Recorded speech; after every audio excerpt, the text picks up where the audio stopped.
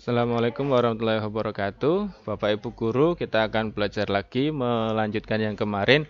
Setelah kita selesai membuat settingan identitas, berikutnya kita akan melakukan pensettingan form secara total untuk kita nanti tautkan ke Microsoft Teams sebagai penilaian tengah semester. Nah, langkah berikutnya mari kita lanjutkan. Oke, ketika informasi data identitas siswa sudah selesai kita setting di sini, berikutnya adalah kita tambahkan untuk soalnya. Nah, jika Bapak Ibu guru menggunakan banyak rumus, ya, saya secara pribadi menyarankan untuk melakukan dengan screenshot saja seperti ini. Tetapi misalkan teks saja, nanti yang tinggal memindahkan dari file soal berupa teks, pindahkan ke form ini dalam bentuk teks, dan ABC-nya juga nanti disesuaikan seperti itu. Nah, itu terus kalau sudah semua, kita melakukan pensettingan. Yang pertama, kita klik tanda titik 3 di sebelah kanan atas. Kita pilih setting atau pengaturan. Nah, di sini muncul. Nah, pilihan yang pertama, maka ini kembali kepada Bapak Ibu guru, apakah nilai mau langsung ditampilkan atau tidak. Settingan defaultnya, settingan awalnya adalah nilai ditampilkan. Cuma konsekuensinya, jika nilai langsung ditampilkan, maka kunci jawaban pun akan muncul. Sehingga kalau kita melakukan remedial atau kita pakai di kelas yang lain, maka otomatis jawabannya bocor. Seperti itu. Nah, kalau saya secara pribadi, ketika ini form mau dipakai berulang kali, nilai saya tidak tampilkan. Di sini. Oke, ini yang pertama. Nah, bagian kedua, kita bisa menentukan siapa yang bisa mengisi dari form kita. Kalau opsi yang pertama kita tandai, maka semua orang, entah itu siswa kita, entah itu bukan, entah itu anggota di Teams kita ataupun bukan, itu semuanya bisa mengisi. Emailnya Google pun dia bisa mengisi ketika kita setting anyone can respond. Tapi ketika kita klik yang kedua, maka di sini hanya siswa di dalam kelas kita, dalam organisasi kita yang bisa merespon. Jadi siswa dari kelas sebelah yang tidak punya tautan dengan kelas kita itu tidak bisa menjawab seperti itu. Nah, terus yang ketiga, specific people in my organization, berarti kita memilih orang-orang tertentu. Misal untuk remedi hanya 10 siswa, maka kita cantumkan 10 siswa di sini. Nah, kalau mudahnya kita pilih yang kedua, dan karena ini ulangan, kita setting satu orang mengerjakan satu kali.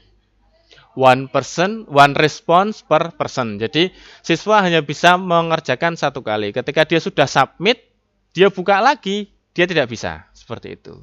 Nah, ini untuk settingan yang kedua. Nah, berikutnya kita lanjut ke settingan yang ketiga, option for response. Nah, di sini formnya akan aktif. Ini settingan awal ya. Itu ketika accept responses ini tercentang. Jadi dia otomatis terbuka dan menerima respon. Tapi ketika misalkan kita mau menutup, kita hilangkan aja. Jadi otomatis siswa membuka satu kali, ya kan? Dia pertama kali login, dia mau ngisi, udah nggak bisa. Kenapa? Karena kita sudah tutup responnya. Cara menutupnya nanti ada dua macam. Ini yang pertama. Jadi kalau formnya langsung kita share dan kita tutup manual. Itu di sini. Accept responnya centang, terus kalau mau menutup hilangkan centang. Tapi kan kadang ribet gitu Bapak Ibu. Kita pengennya kan dah sekali kita kerja, bukanya otomatis, nutupnya otomatis kan gitu. Maka kita larinya di yang kedua, start date dan end date. Start date ini adalah tanggal atau waktu di mana kita mau merilis form kita. Karena ini PTS, maka jadwalnya sesuai tadi jadwal mata pelajaran dan jamnya kita. Misalkan saya tadi ini untuk kelas 11. Untuk kelas 11 saya jadwalnya di hari Jumat tanggal 2 kalau tidak salah. Saya di hari Kamis, mohon maaf. Hari Kamis tanggalnya 8, jamnya jam 8 pagi. Yang pagi AM. Nah,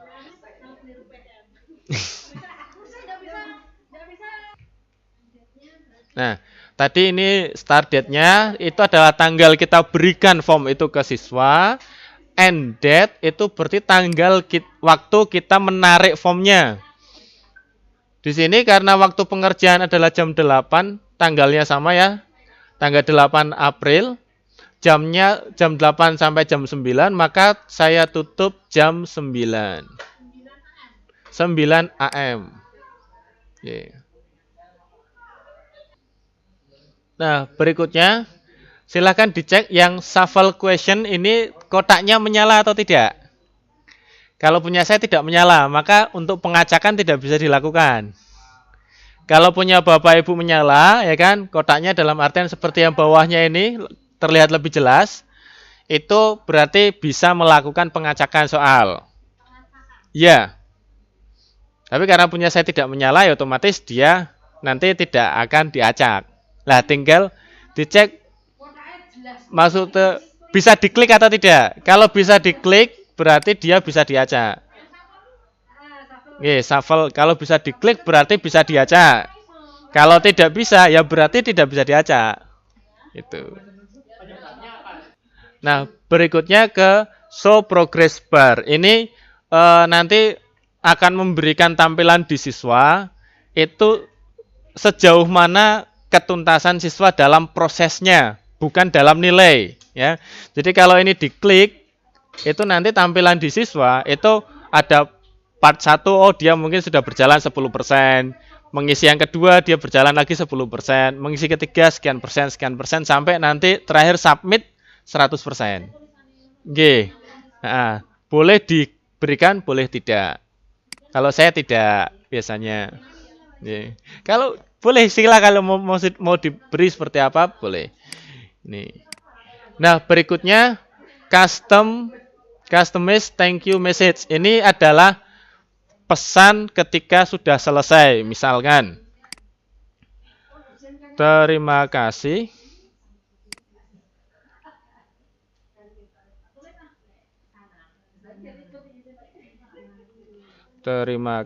sudah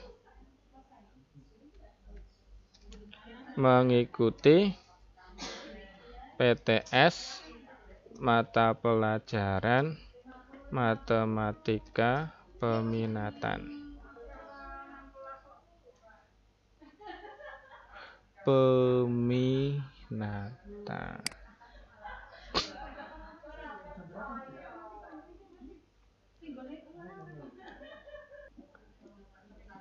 Nah, berikutnya di yang terakhir.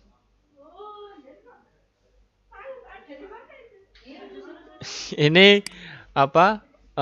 Bentar, translate-nya saya belum paham. Allow receipt of responses after submission. Ini kalau tidak salah memberikan pengeditan, mengizinkan responden untuk perbolehkan penerimaan respon setelah pengajuan. Ini. Nah, yang terakhir ini mendapatkan pemberitahuan email. Jadi setiap nanti ada siswa mengumpulkan, kita mendapatkan notifikasi. Itu kalau ini kita centang. Tapi kalau tidak kita centang, ya sudah. HP kita tidak akan mendapatkan respon kalau ada siswa mengumpulkan. Gitu aja. Jadi ya terserah, kalau saya enggak. Berikutnya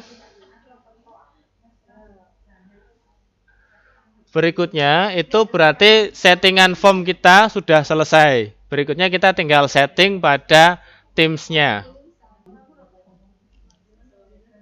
Settingan sudah selesai di form, maka berikutnya kita pindah ke Microsoft Teams. Klik titik 9 pada pojok kiri atas.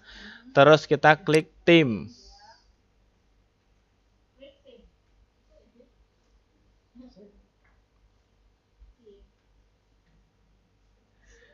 Oke, berikutnya kita masuk ke assignment atau penugasan. Di assignment kita create new. Buat, terus kita pilih quiz. Ya, buat, terus kita pilih quiz.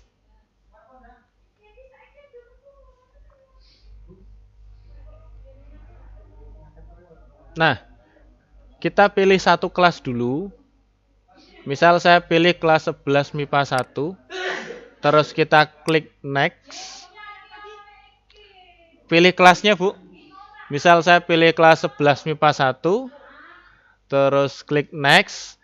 Nah, terus berikutnya kita tinggal ambil dari form yang sudah ada.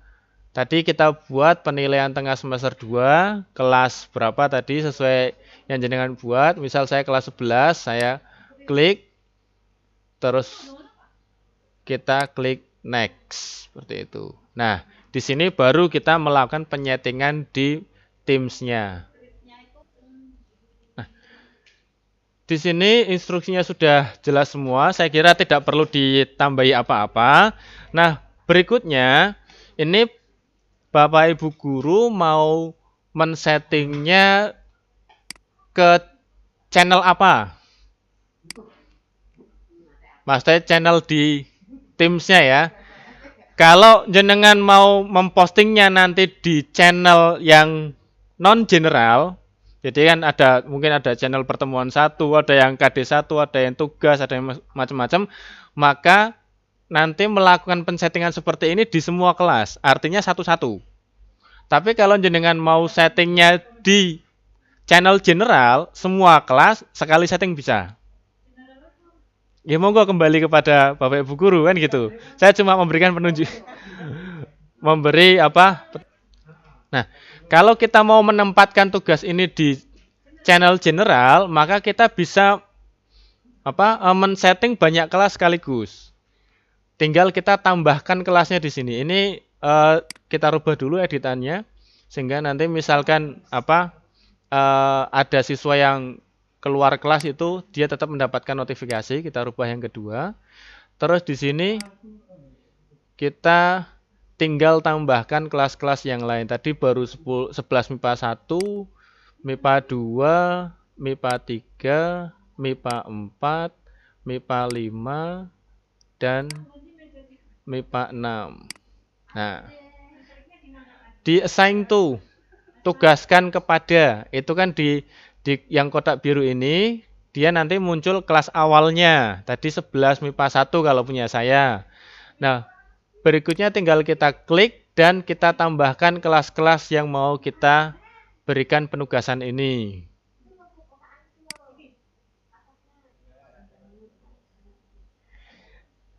Nah, kalau kelasnya sudah kita pilih, berikutnya di sini kita setting penjadwalannya. Kita klik edit sehingga nanti settingannya lebih lengkap. Di sini yang paling atas schedule, jadwalkan kita centang dulu baru nanti dia aktif kolomnya. Nah, kita pilih tanggal sesuai jadwalnya kita. Mapel saya diteskan tanggal 8 April, jamnya jam 8 pagi, jam 8 AM. Terus jatuh temponya pada tanggal yang sama, 8 April, jamnya jam 9 pagi ya, 9 AM, jangan 9 PM. Kalau 9 PM 9 malam.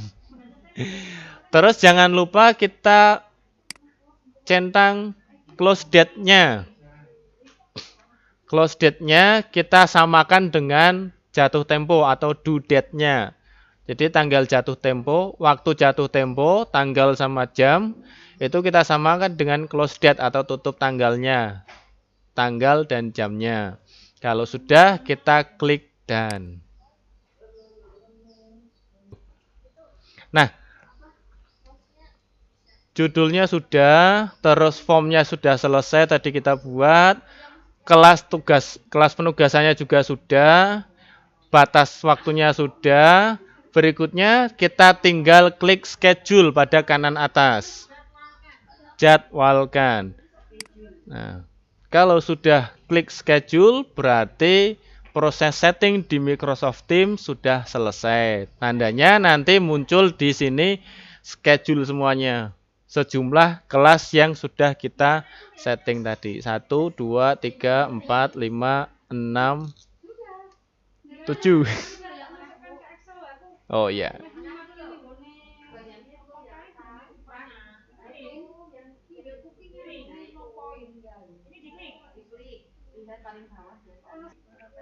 Nah, kalau sudah muncul pada laman penugasan ini dengan status terjadwal, maka proses setting untuk PTS kita sudah selesai.